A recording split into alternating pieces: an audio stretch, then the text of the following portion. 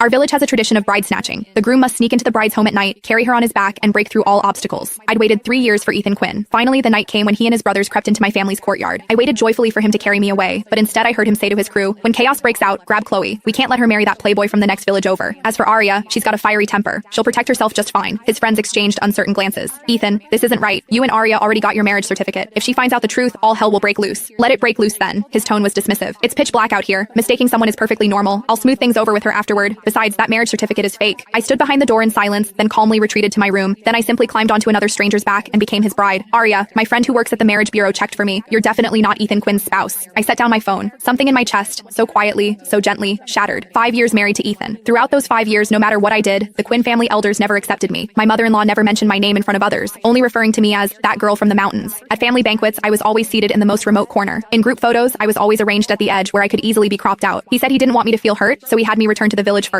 He said he'd wait until he completed our village's bride snatching ritual, followed all the proper procedures, then bring me back legitimately. I obediently returned. Though we spent little time together, to outsiders we seemed loving and harmonious enough, but I'd waited 3 years for him, saved up 3 years worth of things to say, longed for this night for 3 years. Yet he came for another woman. He'd fooled me with a fake certificate for 3 years, all just so I wouldn't discover. The person he truly wanted to capture was my stepsister Chloe. I looked at the woman in the mirror, expressionless, neither joyful nor sorrowful. Soon, commotion erupted in the courtyard. The bride snatching had begun. People were shouting, "They're here! They're here!" Someone laughed. Footsteps pounded past in chaos. Someone deliberately blocked the path. The firelight painted half the sky red. The excitement belonged to them. The excitement was for Chloe. The other group consisted of people from the neighboring village who'd come for the capture. They'd originally come to capture Chloe. According to tradition, if a girl was unwilling, she could hide away early and let them make a wasted trip. But Chloe didn't hide. She'd been waiting in her room all along, waiting to be carried away. And the person she was waiting for was my husband. The room I was in wasn't my usual one. It was Chloe's. That afternoon, my stepmother had called me over, held my hand, and spoke with rare gentleness. "Arya, tonight during the capture, you stay in Chloe's room. Your room is too quiet. The capture group won't find it easily. Those thugs coming for Chloe are troublemakers. You've always been tough since childhood, can take a beating. Not like Chloe with her delicate constitution. If she got hurt by accident, it would be terrible." I said nothing. I knew what she meant. According to village tradition, during bride snatchings, the groom's brothers would charge in first to seize the bride. The woman had to resist, struggle, fight desperately to prevent being carried away. This was called blocking the door. The harder you blocked, the fiercer you fought, the more precious the girl was considered. The harder the groom's side had to fight to carry her away. Those punches and shoves would land on you for real. My stepmother sighed, acting as though sharing her deepest thoughts. She studied my expression, testing the waters. "Besides, Ethan's from the city. He's not familiar with our customs. If you stay in this room by the entrance, he won't have to search the whole courtyard." Back then, wanting to make things easier for Ethan, I'd agreed. I'd even sent him a message with my room's location. But who knew? They'd been planning this switch all along. Outside, a louder commotion suddenly erupted. Someone shouted, "Got her! Got the bride!" People laughed, people cheered, firecrackers crackled and popped. I listened but didn't move. I knew who they'd captured. I could even picture the scene. Ethan carrying Chloe on his back, stumbling through the crowd. His brothers flanking them protectively. Someone deliberately blocking their path. People throwing things. Chloe burying her face against his back, pretending to struggle a few times. How wonderful. I lowered my eyes, refusing to look. Before long, my room door burst open. A group of people surged into the darkness. Their